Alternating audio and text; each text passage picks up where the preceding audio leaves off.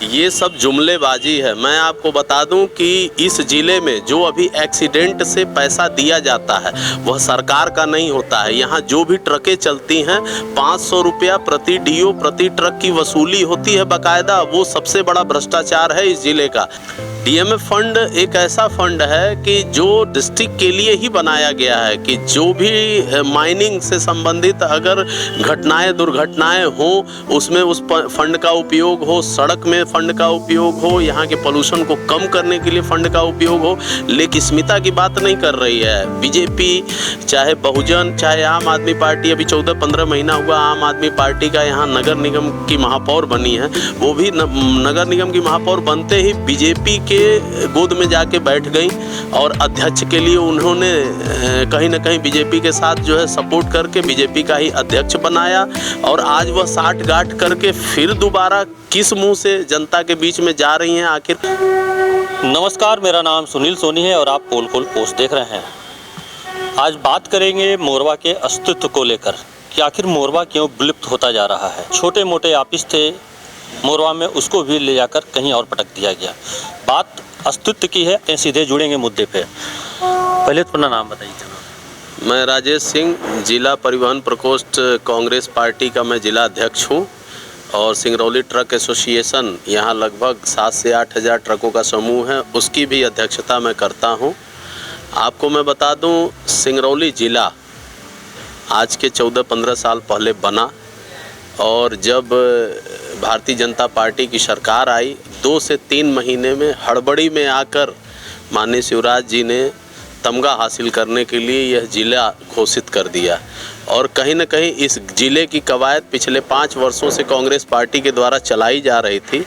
उसमें बस यही पेच फंसा था कि ज़िला आखिर बने तो बने कहाँ, व्यवस्थाएं सरकारी ज़मीनें कहाँ हैं, ज़िले में जो आधुनिक व्यवस्थाएं चाहिए वह कहाँ मिलेंगी। तो उसके लिए सबसे प्रॉपर जगह अगर कोई थी तो वह बरगवां थी, जो इस ज़िले के सेंटर प्लेस बरगवां कहा जाता है वह थी। लेकिन हड़बड़ी में चूँकि उस समय भारतीय जनता पार्टी के नेता माननीय रामलल्लू जी कह लीजिए या उस समय सिंगरौली ज़िले में जो भी अग्रसर नेता थे जिनके नाम पर सरकार बनी थी और विधायक बने थे, वो उन लोगों का जो प्लानिंग करके भ्रष्टाचार इस ज़िले में करना था वह प्लानिंग वहीं से शुरू हुई जब से ज़िला की घोषणा हुई। आप पूरे भारत में घूमकर देख लीजिए, कोई भी ऐसा ज़िला नहीं है जो प्रदेश की आखिरी सीमा पे बनाया गया हो। यह पहला ऐसा ज़िला है जहां से मात्र 6 से 7 किलोमीटर दूरी पर उत्तर प्रदेश है, 20 से 22 किलोमीटर दूरी पे छत्तीसगढ़ है। और कहीं ना कहीं सुरक्षा के दृष्टिकोण से भी आए दिन कुछ न कुछ घटनाएं दुर्घटनाएं बॉर्डर पे होती रहती हैं। और चूँकि ज़िला प्रशासन वहाँ पर है तो कहीं ना कहीं आप सुनते होंगे खनाना बैरियर पे, मटवई बैरियर पे और जो भी 2-3 इनके बॉर्डर बैरियर पे हैं, वहाँ किस तरह प्रचुर मात्रा में गाड़ियों से भ्रष्टाचार होता रहता है। लेकिन फिर भी जिला प्रशासन अंधा बहरा होकर उसको देखता रहता है, मूक दर्शक बनकर देखता रहता है। यह कवायद यहीं की नहीं है, यह मध्य प्रदेश का सबसे ज़्यादा सिंगरौली ज़िला रेवेन्यू देने वाला ज़िला है और यहाँ क्रमबद्ध तरीके से मुख्यमंत्री जी का भ्रष्टाचार व्याप्त है। भाजपा की सरकार 17 सालों से है। 2900 करोड़ का यहाँ डीएमएफ का फंड है, सीएसआर का फंड है। उसके अलावा जितनी भी कोल माइंसें हैं यहाँ 130 मिलियन टन की कंपनी एनसीएल जैसी कंपनी है, 2 प्राइवेट माइंसें हैं, बालू की खदानें हैं, गिट्टी की माइंसें हैं। इन सबों का रेवेन्यू मध्य प्रदेश में सबसे ज़्यादा अगर कहीं है तो उस ज़िले में है। और उसे क्रमबद्ध तरीके से प्लानिंग करके कैसे यहाँ से वह पैसा शिफ्ट किया जाता है मध्य प्रदेश के भोपाल में। और यहाँ के लोग अपनी स्मिता के लिए दिन रात लड़ते रहते हैं। परिवहन होता है तो पोल्यूशन झेलते रहते हैं, माइनिंग होती है तो ब्लास्टिंग झेलते रहते हैं। और आप सुने भी होंगे कि भारत में 3रे नंबर का सबसे पिछड़ा जिला भी है। दुर्भाग्य है, रेवेन्यू सबसे ज़्यादा है, मिनरल सबसे ज़्यादा है और उसके बाद पिछड़ेपन में हम 3रे नंबर पर हैं। तो यह यहाँ का दुर्भाग्य है। आज लड़ाई कहीं न कहीं उस स्मिता की होनी चाहिए, और कोई भी आप देख लीजिए, कांग्रेस पार्टी के अलावा कोई भी पार्टी उस स्मिता की बात नहीं कर रही है। बीजेपी, चाहे बहुजन, चाहे आम आदमी पार्टी, अभी 14-15 महीना हुआ आम आदमी पार्टी का यहाँ नगर निगम की महापौर बनी है, वो भी नगर निगम की महापौर बनते ही बीजेपी के गोद में जाके बैठ गई, और अध्यक्ष के लिए उन्होंने कहीं न कहीं बीजेपी के साथ जो है सपोर्ट करके बीजेपी का ही अध्यक्ष बनाया। और आज वह साठ गांठ करके फिर दोबारा किस मुंह से जनता के बीच में जा रही हैं। आखिर 15-16 महीने में उनसे कोई क्यों नहीं पूछता कि आपने 16 महीने में ऐसा क्या कार्य किया है कि आप जनता से नजरें मिला पाए। कहीं ना कहीं अगर देखा जाए तो मुद्दे की बात तो है, लेकिन प्रदूषण भी बहुत काफ़ी तेज़ी से है। अभी हालांकि बताया जा रहा है कि डीएमएफ फंड जो है, तमाम तरह के डीएमएफ फंड है, लेकिन उसका आज तक उपयोग होता हुआ नहीं दिखाई दिया। और हालांकि रोड की भी स्थिति हुई है, मतलब बद से बदतर रोड है। रोड को लेकर हमेशा आप सवालों में रहते हैं, आखिर ये डीएमएफ फंड का जो है उपयोग यहाँ पर क्यों नहीं किया जाता? डीएमएफ फंड एक ऐसा फंड है कि जो डिस्ट्रिक्ट के लिए ही बनाया गया है कि जो भी माइनिंग से संबंधित अगर घटनाएं, दुर्घटनाएं हों, उसमें उस फंड का उपयोग हो, सड़क में फंड का उपयोग हो, यहाँ के पोल्यूशन को कम करने के लिए फंड का उपयोग हो। लेकिन वह फंड, पहला ये भारत का ऐसा ज़िला है कि जो वह फंड सीधा उठाकर सीएम के झोली में डाल दिया जा रहा है। और अभी पिछले साल हमने अखबारों में भी पढ़ा कि शायद जो भी इन लोगों की मीटिंगें हुई डीएमएफ फंड के लिए, उसमें शायद सिंगरौली के हिस्से में 2-2.5 करोड़ रुपए आया। यह बहुत बड़ा दुर्भाग्य है कि हम दिन रात धूल खा रहे हैं और ब्लास्टिंग झेल रहे हैं, और उसके बाद अपने ही पैसे को जो कहीं ना कहीं पब्लिक के द्वारा टैक्स के रूप में दिया जाता है। आज जो भी विधायक, हम तो आपके माध्यम से जनता को कहेंगे कि जो भी विधायक आपके पास वोट मांगने जाए, जो पहले से जीता हो और वह कुर्सी पे बैठा हो, विधायक हो, जनप्रतिनिधि हो, चाहे वो किसी पार्टी का, उससे सवाल जरूर पूछिएगा। आपको कम से कम यह सवाल पूछने का इसलिए अधिकार है क्योंकि आप जो भी वस्तु कंज्यूम करते हैं उसमें आप टैक्स देते हैं, सरकार को टैक्स देते हैं, आपसे सरकार चलती है। भारतीय जनता पार्टी की सबसे बड़ी कमी ये है, भारतीय जनता पार्टी और कांग्रेस में ये अंतर है। मैं आपको सीधा बता दूं कि कांग्रेस पार्टी जहां भी कार्य करती है वह जनता के लिए कार्य करती है, लेकिन भारतीय जनता पार्टी जनता को मजबूर करती है कि आप हमारे लिए कार्य करें। दिन रात आप देखते हैं कि इनके कहीं ना कहीं जनप्रतिनिधि या इनके जो भी पार्टी के मेंबर हैं वह कहीं लड़ाई झगड़ा करते मिलेंगे, आक्रोशित जनता के ऊपर दबाव बनाते मिलेंगे। अभी उस दिन आपने डिबेट किया, कुछ बेरोजगार आए थे, उन्होंने सवाल किया कि भाई हमको नौकरी कैसे मिलेगी, तो उनसे उनका क्वालिफिकेशन पूछने लगे। अरे भाई, आप समझिए कि देश में आज नौकरी का अभाव है। आपने वादा किया था 2 करोड़ हर वर्ष नौकरी देंगे, लेकिन आप वादे से विपरीत हो गए कि 1 करोड़ हर वर्ष नौकरियां जा रही हैं देश से। आज बेरोजगारी बढ़ती जा रही है। कहीं ना कहीं भारत में 40 से 45% युवा हैं और उनका हिस्सा उन्हें मिलना चाहिए, लेकिन नहीं मिल रहा है। हर पब्लिक टैक्स दे रही है, उस टैक्स का पैसा आप कहाँ खर्च कर रहे हैं? आप बताते हैं कि हम सड़कें बना रहे हैं। आज समझिए, सड़कों पर चलने के लिए हर व्यक्ति को 2.5 रुपया प्रति किलोमीटर टोल टैक्स देना पड़ रहा है। आप कारपोरेट की तरह पूरे भारत को चला रहे हैं, हर जगह आपको पब्लिक को शुल्क ज़्यादा देना पड़ रहा है। आप चाहे आप चले जाइए इनके सुलभ कॉम्प्लेक्स में, पहले 2 रुपये में लोग जाते थे, आज 10-10 रुपये लग रहा है। आप प्लेटफॉर्म पे चले जाइए, पहले 2 रुपये प्लेटफॉर्म टिकट था, आज 50 रुपये लग रहा है। तो आपने तो सारी सरकारी व्यवस्थाओं को प्राइवेट में बेच दिया, तो कहीं ना कहीं प्राइवेट लोग वसूली करके अपना जेब भर रहे हैं, उससे सरकार को क्या लाभ हो रहा है? कहीं ना कहीं परिवहन प्रकोष्ठ के अध्यक्ष भी हैं।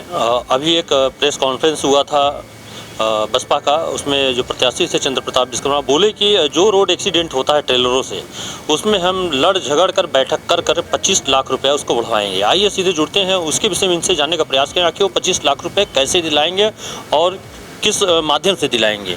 ये सब जुमलेबाजी है। मैं आपको बता दूं कि इस ज़िले में जो अभी एक्सीडेंट से पैसा दिया जाता है वह सरकार का नहीं होता है। यहाँ जो भी ट्रकें चलती हैं 500 रुपया प्रति डीओ प्रति ट्रक की वसूली होती है बाकायदा। वो सबसे बड़ा भ्रष्टाचार है इस ज़िले का, जिस पर किसी की नज़र नहीं जाती है। मैं आपको बता दूं, बाकायदा यहाँ सड़क सुरक्षा कानून बना था कि सड़क में होने वाले दुर्घटनाओं को कैसे कम किया जाए, सड़कें कैसे ज़्यादा से ज़्यादा डेवलप की जाएँ, लेकिन उस कानून का भी दुरुपयोग यहाँ के नेताओं के द्वारा प्रशासन पे दबाव बनाकर किया गया। जब कोरोना आया तो कहीं ना कहीं लोगों को यह लगा कि आखिर एक्सीडेंट हो रहे हैं, उसका पैसा कैसे, तो विधायक जी और सांसद महोदया खुद बैठकर उस जो है मीटिंग में मैं ट्रक वालों की तरफ से अध्यक्षता कर रहा था और उसमें इनके द्वारा जबरन दबाव बनाकर 500 रुपया प्रति गाड़ी का शुल्क बनवाया गया। हम लोगों ने कहा यह बहुत ज़्यादा है और यह पूरे देश में किसी ज़िले में नहीं है, लेकिन फिर भी बात चूँकि हम लोग विपक्ष में थे और हम कहीं ना कहीं शासन प्रशासन के सामने कमज़ोर हुए, इसलिए इन्होंने जबरन वो पैसा जो है ट्रक वालों पे मढ़ दिया। लेकिन आज आप देखिए कि अगर पूरे ज़िले में एक्सीडेंट कोयले की गाड़ी से होता है तो सिर्फ उसी में पैसा दिया जाता है। गिट्टी बालू या अदर किसी एक्सीडेंट की गाड़ी में 1 रुपये किसी को नहीं दिया जाता है। तो वो जो पैसा है सड़क सुरक्षा का, वो यहाँ के गरीब मोटर मालिकों की जेबों से जबरन निकाल कर ही दिया जाता है। उसमें शासन प्रशासन या किसी भी सत्ताधारी नेता का कोई रोल नहीं है, लेकिन फ़ोटो वही खिंचवाते हैं। बहरहाल उनकी बातों का जवाब जो प्रेस कॉन्फ्रेंस की से मिल गया होगा, लेकिन फिर चलेंगे, बात होगी सिर्फ मोरवा के अस्तित्व को लेकर। आखिर मोरवा को मिटाना क्यों चाहते हैं? आखिर ऐसा क्या है मोरवा को सिंगरौली के नाम से जो है दूरी बना रहे हैं कि ये मोरवा यही है और सिंगरौली वहाँ है, लेकिन सिंगरौली और मोरवा को लोग आज भी जानते हैं कि मोरवा ही सिंगरौली है। ऐसा क्यों? आप समझ लीजिए कि भारत का यह सबसे ज़्यादा रेवेन्यू और सबसे ज़्यादा कहीं ना कहीं दूसरे नंबर का कोयला और सबसे ज़्यादा बिजली देने वाला क्षेत्र है। इसके नाम सिंगरौली की स्थापना भारत की आज़ादी के बाद जब रिहंद डैम बना तो कहीं ना कहीं सिंगरौली के नाम से यह पूरा क्षेत्र जाना गया। लेकिन प्रॉपर सिंगरौली बाज़ार जिसको आज लोगों ने नाम मोरवा का दे दिया है, उसी को ही जानते थे लोग और उसी का नाम था। क्योंकि आप आज बैंकों में चले जाइए, ब्रांच सिंगरौली के नाम से है, और जहां भी पिन पोस्ट ऑफिस में चले जाइए 486889 वो सिंगरौली के नाम से है। तो कहीं ना कहीं यह बहुत बड़ा षड्यंत्र हुआ है सिंगरौली के नाम का कि यह बड़ा नाम है, इसको शिफ्ट करके आप बढ़न ले गए। विधानसभा चूँकि सिंगरौली थी और सिंगरौली जब जिला बना तो कहीं ना कहीं जिला का ऑफिस होना चाहिए था सिंगरौली के अगल बगल 5-7 किलोमीटर एरिया में, लेकिन चूँकि वह एरिया कहीं ना कहीं चितरंगी विधानसभा में आ जाता और चितरंगी विधानसभा ट्राइबल विधानसभा था। तो चूंकि वहां के विधायक कहीं ना कहीं कमजोर पड़े, तो जो सामान्य विधानसभा का विधायक था उस समय, उन्होंने कहीं ना कहीं अपना जोर जबरदस्ती करके इस ज़िले को बैढ़न ले गए और बैढ़न में ले जाके सारे जितने भी सिंगरौली के नाम से यहाँ स्थापित, चाहे वो फॉरेस्ट का ऑफिस हो, चाहे BSNL का ऑफिस हो, चाहे यहाँ पे हॉस्पिटल हो, NCL का ही सेंट्रल हॉस्पिटल हो, सारे सुविधाओं को वो बैढ़न ले गए। फिर उसके बाद उन्होंने एक यहाँ की जनता को झुंझुना पकड़ाया कि जब सिंगरौली ग्रामीण तहसील बनेगा तो वो हम मोरवा में स्थापित करेंगे, लेकिन वह भी कहीं ना कहीं झूठा निकला। आज सोच लीजिए कि एक ही ज़िले में 2-2 तहसील का ऑफिस भी ज़िले के ही कलेक्ट्रेट के बगल में है, तो फिर उस तहसील बनाने का क्या फ़ायदा? आखिर उसमें जो स्टाफ बैठते हैं उसका कहीं ना कहीं खर्च गवर्नमेंट का के ऊपर आता है और वह खर्च पब्लिक के ऊपर आता है। तो वह भ्रष्टाचार का एक केंद्र बना दिया गया है बैढ़न। और आज मोरवा आज से नहीं, आज मोरवा जब से यहाँ लोग आज़ादी के बाद जन्म लिए हैं तब से यह कहा जा रहा है कि यह उजड़ेगा उजड़ेगा, लेकिन मैं आपको बता दूं आने वाले 30-35 सालों में भी मोरवा कहीं नहीं उजड़ने वाला है। हाँ, थोड़ा सा माइनिंग होगी, लेकिन यह बाज़ार कहीं ना कहीं सड़क के इस तरफ शिफ्ट होगी और लोग यहीं रहेंगे, कहीं कोई जाने वाला नहीं है। माइंस एरिया में हर जगह मार्केट ऐसे ही आगे पीछे होती रहती है, लेकिन नामों का दुरुपयोग करके कहीं ना कहीं मोरवा वासियों को धोखा दिया गया है। लेकिन मैं आपके माध्यम से बता दूं कि इसको हमें रोकना होगा और इसके लिए कहीं ना कहीं आपको 17 तारीख को कांग्रेस पार्टी को मजबूती से वोट देना होगा, तभी आपकी अस्मिता बचाई जा सकती है और हम मिलजुल कर इस सिंगरौली मोरवा के लिए लड़ेंगे। और आगामी आने वाले समय में जब यहाँ का अभी विधानसभा बढ़ना है, इस ज़िले में 2 विधानसभा मुझे पता चली है बढ़ना है, तो कहीं ना कहीं हम डिमांड करेंगे कि एक विधानसभा मोरवा भी बने। तो ये रही कि मोरवा की बात। बने रहें पोलकोल के साथ। कैमरामैन गोविंद के साथ सुनील सोनी, धन्यवाद।